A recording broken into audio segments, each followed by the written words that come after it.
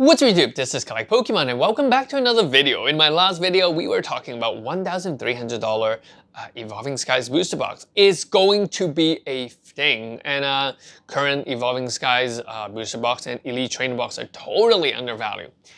Many of you guys will think, hey, Collect Pokemon, did you hear the rumors that, they're mixing or they're playing around with the, pull rates? It's much more difficult to pull, a alternative art card. Look at the Arigato, PokeRev open, blah, blah, blah, blah, blah. Yeah, okay, I get your point. I get the point. And I think that it might have an impact. We still don't know right now. But what I can tell you is Evolving Skies, a majority of the print run still came from the original print rate or the original pull rate. So the value could be compared to all the older sets with similar pull rates. Did they adjust the pull rate throughout the XY to the Sun and Moon to the beginning of the Sword and Shield era? I don't know, but I assume that it didn't because the patterns we see from the statistics is what it is. Now, this video I want to address whether print rate or the pull rates is really going to affect the price market. I've read a post on Reddit or somewhere that someone was doing an analysis, I don't remember who, by saying that, okay, hey, demand for Pokemon cards is still increasing.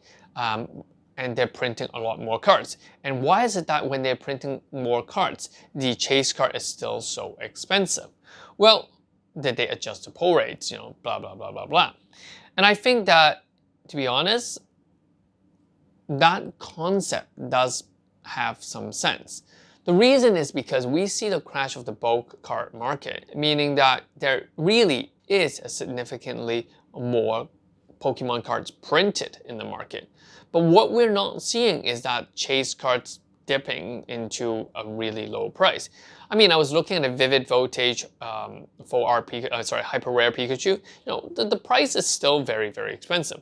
Why is it after those reprints, many reprints, why are those cards, chase cards, still very expensive? And I think that, that really does answer the question. Is because there are a lot more bulk cards, but it doesn't necessarily mean there are more alternative art cards. Now, I often hear the term, including in my Lost Origin opening video, oh my god, this set is good, we're getting a lot of hits. I think Pokemon did work out the strategies that people like hits. And how do I give people more hits, but not crash the chase card market, is to lower the pull rate of different chase card, but increasing the pull rate of all other cards, such as character rare, full art card, these sort of stuff. So it's actually very smart strategy.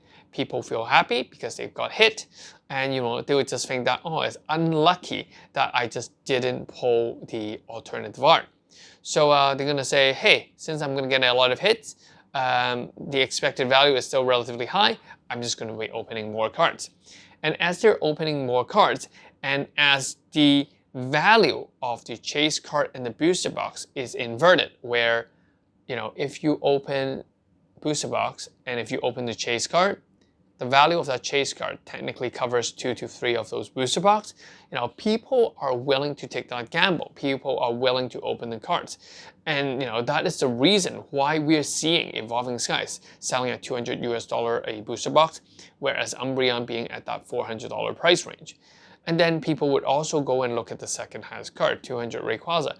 Hey, if I didn't pull the Umbreon, if I pull the Rayquaza alternative art, technically I still make up for the whole box, right? So, that kind of mindset really goes in. And I think that actually adjusting the pull rate, it is a good thing because it helps maintain the value of the chase card, making people wanting to open more packs, allowing Pokemon to print more cards. And the good thing is that because the chase card is never the card that is needed to play, to be put in the deck, any other players that want to play the game can now access free and very dirt cheap cards to put in the deck if they're not chasing for the most, rarest rare. So I think, Pokemon, I need to, those guys up there, those guys working in Pokemon Company, they're so smart. They actually finally figured out a balancing equation, or like a balance to get more people to play the game, to make the game more affordable, to not crash the price by printing too much, and to get crazy people like me chasing for black labels, buying and opening packs, hoping to pull one. So yeah, good job, Pokemon. You know, Magic, FAB, Dragon Ball Super, you guys should really, really learn from Pokemon, seriously. Yeah, let me know in the comment section what you guys think. Do you think that Pokemon is going in the right direction and it's a win-win-win-win-win? Is there anyone that is really losing out on this concept? Let me know. Peace, this is Kai Pokemon. Bye-bye.